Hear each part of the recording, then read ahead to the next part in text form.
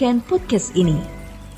Shalom saudara, kebenaran hari ini berjudul Tanggung Jawab dalam Pengampunan. Saudaraku, hendaknya kita tidak memahami konsep pengampunan terhadap diri manusia layaknya sebuah bidang bernoda yang dibersihkan setelah usai dipakai. Pengampunan dosa yang diberikan oleh Allah disertai dengan tanggung jawab untuk mengubah diri.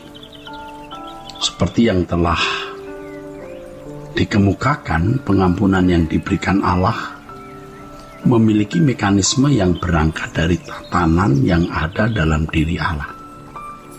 Pengampunan yang Allah berikan tidak hanya menyelesaikan hukuman terhadap manusia atau menganggap dosa ditiadakan seperti sebuah bidang bernoda yang dibersihkan, melainkan menggenapi rencana Allah untuk mengubah manusia, mengembalikan manusia pada rancangannya yang semula.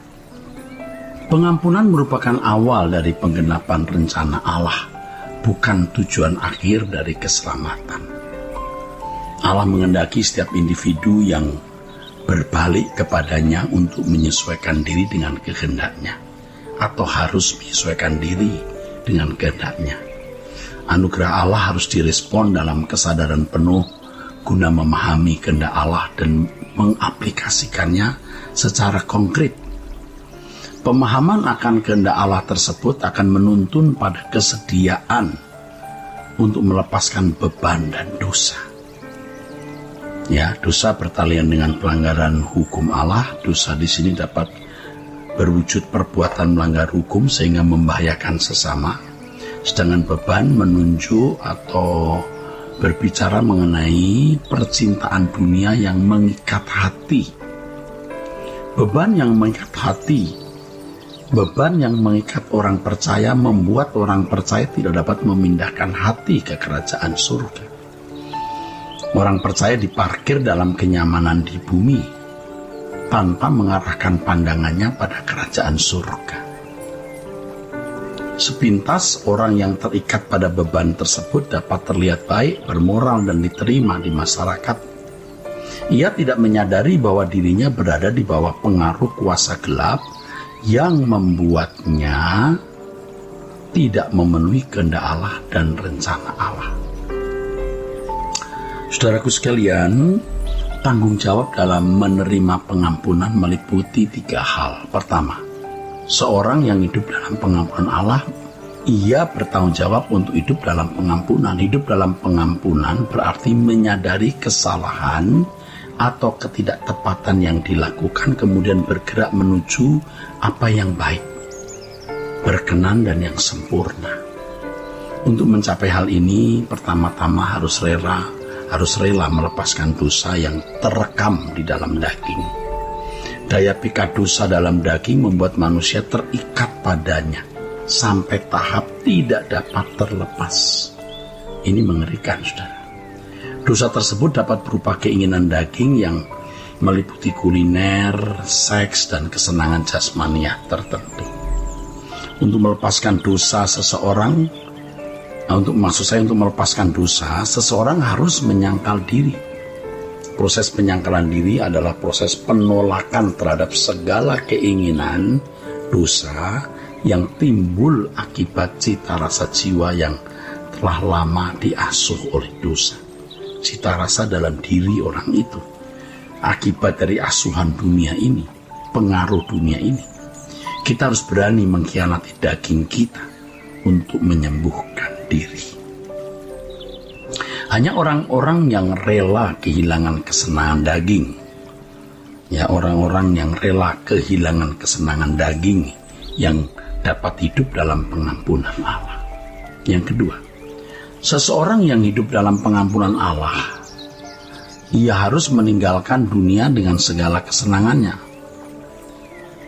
Menerima pengampunan berarti masuk dalam proses pengembalian manusia kepada rancangan semula, seperti yang tadi telah saya singgung.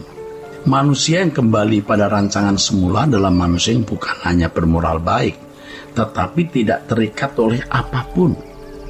Keselamatan dalam Yesus Kristus menggiring umat manusia untuk memiliki pikiran perasaan Kristus. Pikiran dan perasaan Kristus adalah pikiran dan perasaan yang sepenuhnya terarah pada kehendak Bapa. Saudaraku, adapun arah dari pemikiran ini adalah kerajaan surga semata. Orang percaya yang diperdamaikan dengan Allah hendaknya tidak merasa puas hanya menjadi orang yang tidak melakukan pelanggaran moral, pelanggaran moral secara umum.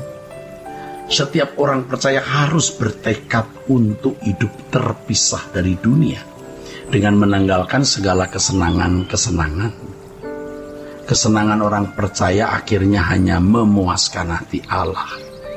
Tidak ada yang lebih menggembirakan atau memuaskan hati ketimbang melakukan kehendak Allah dan menyelesaikan pekerjaannya.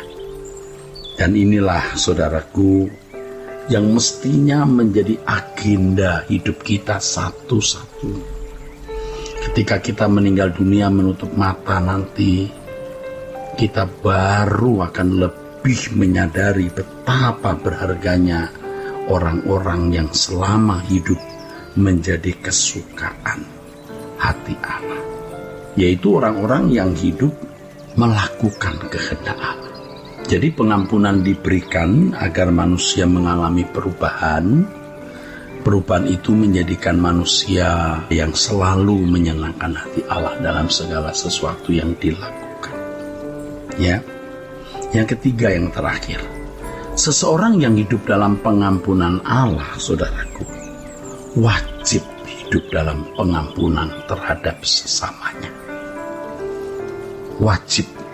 Kata wajib ini penting karena ini yang kita akan pelajari, karena kita tidak akan menerima pengampunan dari Allah kalau kita tidak mengampuni sesama kita.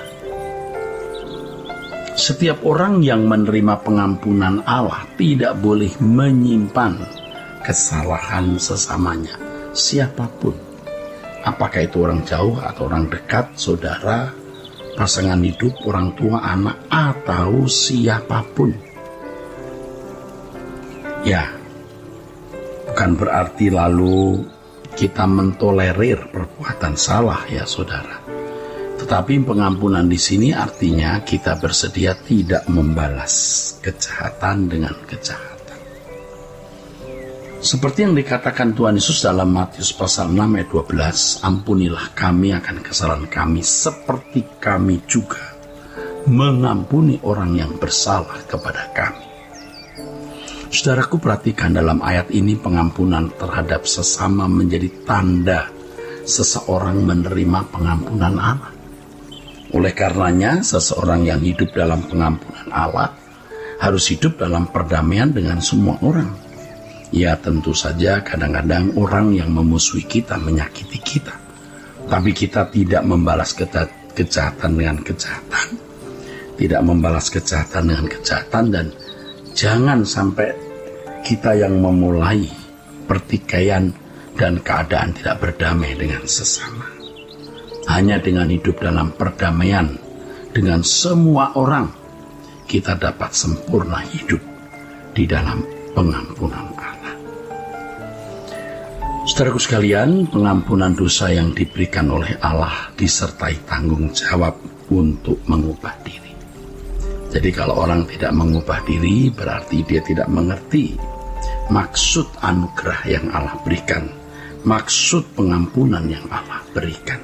Sekaligus itu berarti dia menolak anugerah yang Allah berikan.